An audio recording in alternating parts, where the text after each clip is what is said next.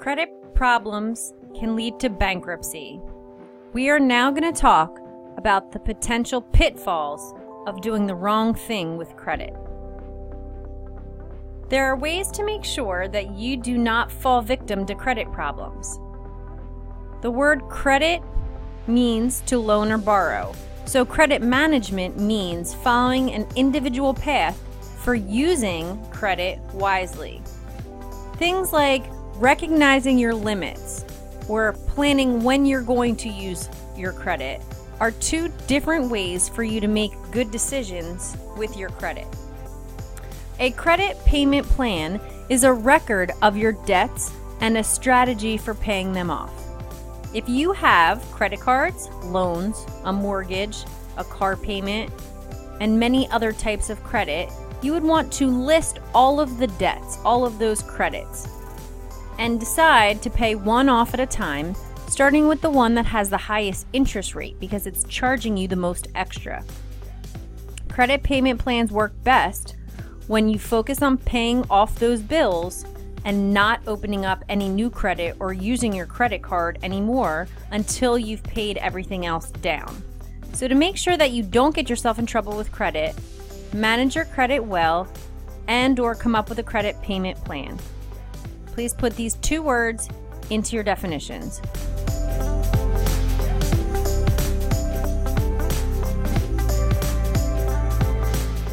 There are danger signs to let you know when you are getting close to having problems with your credit.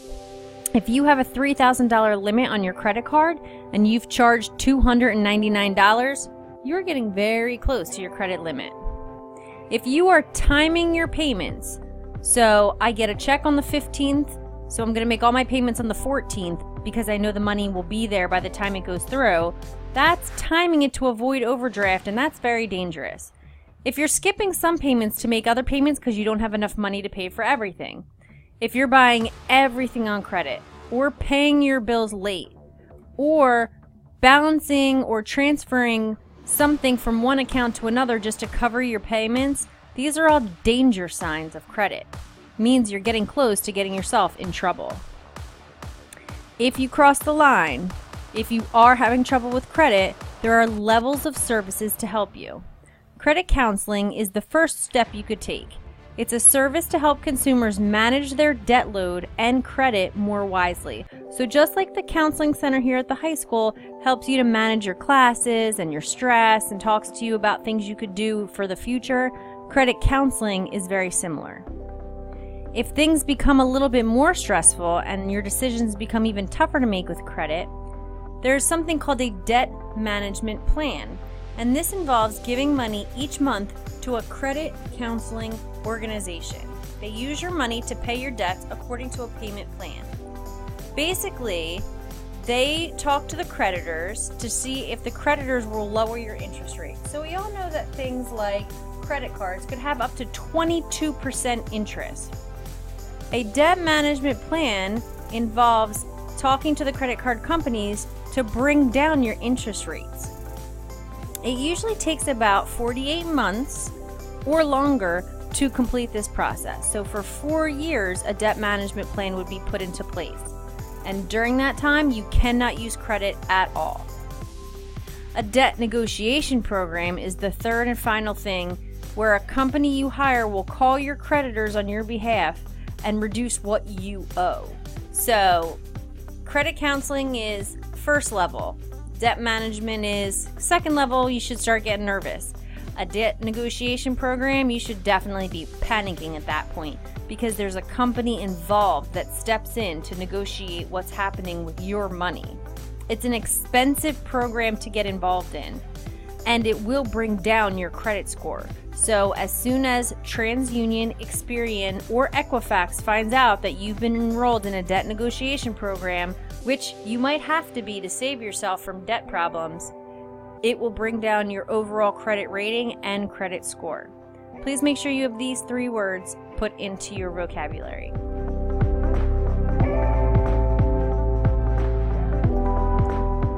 There are companies that claim to want to help that are really scams. So they make promises and guarantees, They say we're going to start you a new credit report under a different social security number, which is technically illegal, and they make you pay up front. So if you see any of these red flags, this is not the credit card helping company for you.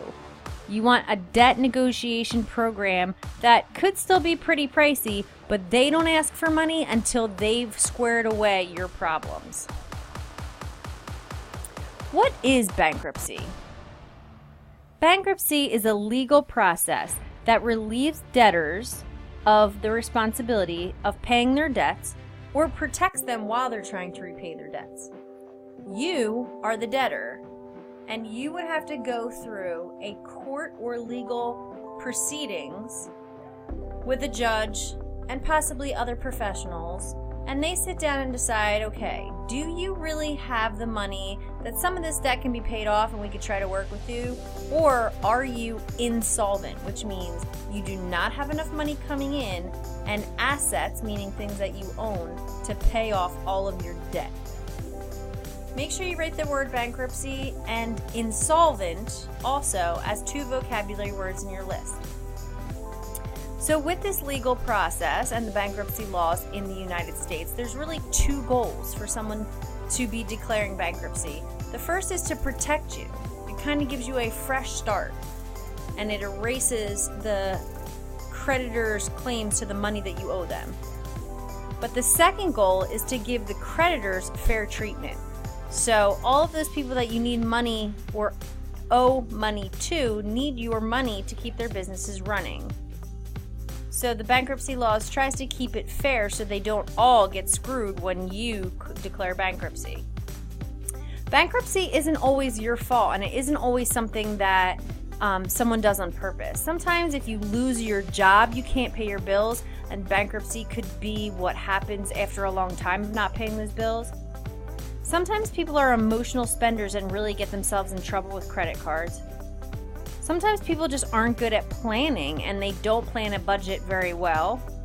Or there could be a catastrophic injury or illness that stops you from being able to pay your bills.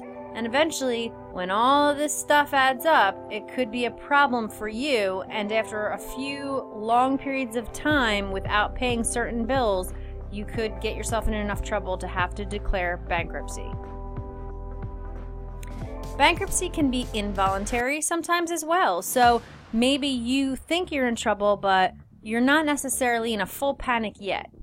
Involuntary bankruptcy occurs when a creditor files a petition with the court asking the court to declare you, the debtor, bankrupt. So if the court agrees, it takes over your assets, and we know that assets are things that you own. It takes over your assets to pay off as much of the debt as possible. So if you haven't paid Visa, MasterCard, American Express, all those big guys for a very long time, they could go to the court and file a petition and say, hey, Joe or Maria, they're not paying, and we want our money, so can you step in and do something about it? Voluntary bankruptcy is the most common kind, and it occurs when you, the person in debt, files a petition with the federal court asking to be declared bankrupt. It doesn't just happen because you want it to happen. The court has to go through everything you own and how much money you have. It decides how much of your debt do you still have to pay. You don't get completely free and clear. What assets or things that you own can you keep, and which ones will have to be sold to pay. And finally, what debts will be discharged or canceled. Please write involuntary and voluntary bankruptcy in your definitions.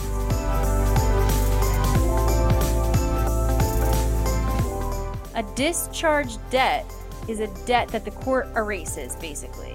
So if you had a really big Visa bill, you made a bunch of really bad decisions with your Visa card and charged a bunch of stuff that you didn't need and then never paid for it, Visa can no longer seek payment. They can no longer ask you for money if the judge decides that that should be a discharged debt. Some debts, however, are not discharged. Things like child support, alimony, income taxes and penalties, student loans, and court-ordered damages, like things that you have a court filing against. Maybe you destroyed someone's property or totaled someone's car, and in court they agreed it is your responsibility. If those are the things on your list, you do, no matter what, have to pay for them. They will never be discharged. Make sure you have discharged debts in your list.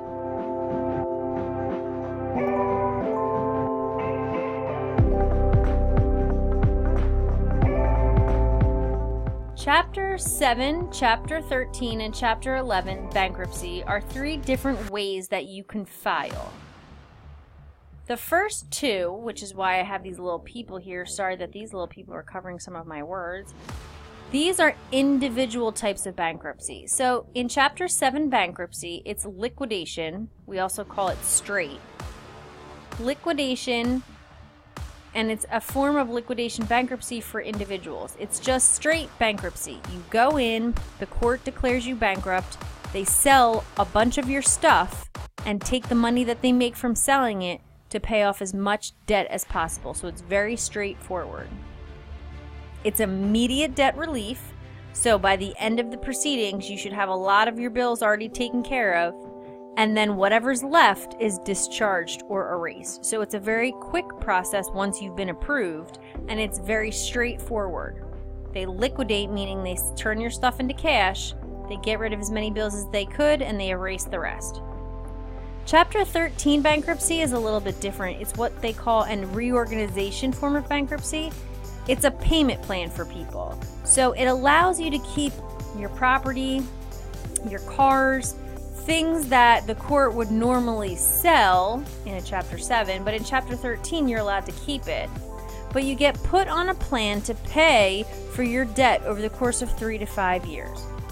So there's a large chunk of your money that's kind of put aside, and you really don't have a choice. It's kind of forcing you to pay off your debt. So it's reorganization.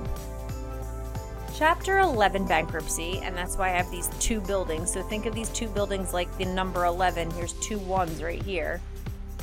That's a reorganization form of bankruptcy for businesses. So these companies can continue to operate. They don't have to close, but the court supervises them to make sure that they repay and restructure their system so they can pay off all their debt.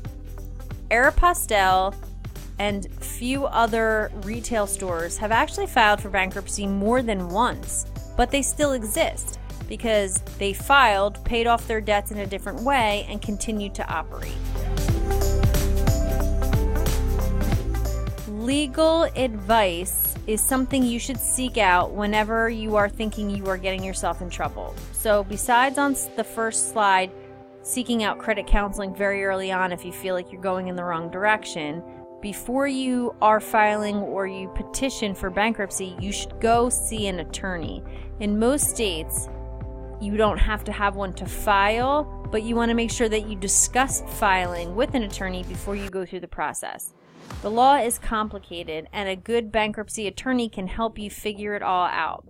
An attorney can assist you on deciding which bankruptcy plan works best for you to help you solve your credit problems. Before you go to court, you want to talk to someone who understands the court system. There's something called reaffirmation. The definition is listed right here. Creditors may ask the debtors to agree to pay their debts even after bankruptcy has discharged them, meaning that you agree to pay off the debt even though the court says you don't have to. Now, why would someone want to reaffirm their debts? Any ideas? Well, mostly it's because of your reputation.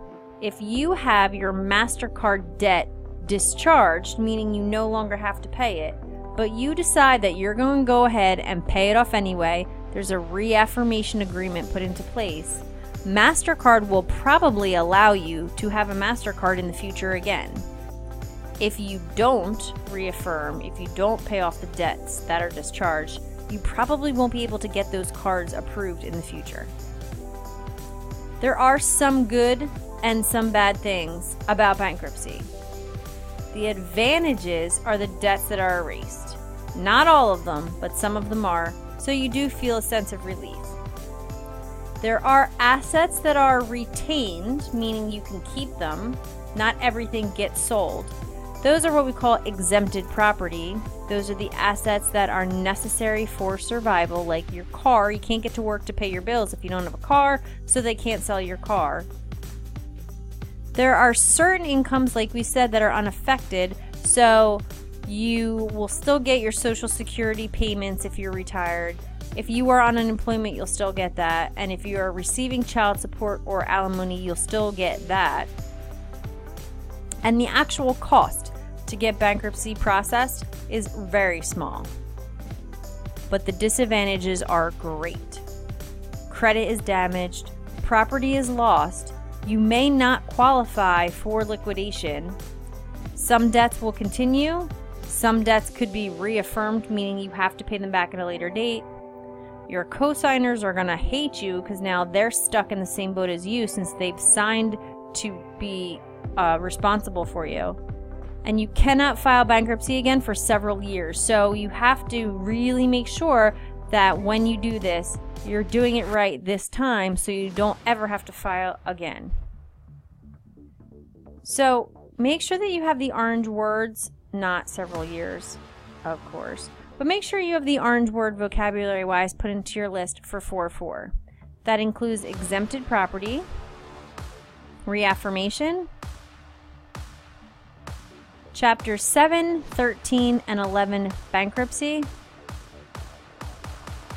discharged debts, involuntary and voluntary bankruptcy, bankruptcy and insolvent. And that's it for Chapter 4.4. Your Quizlet has been posted, so you can complete that at this time.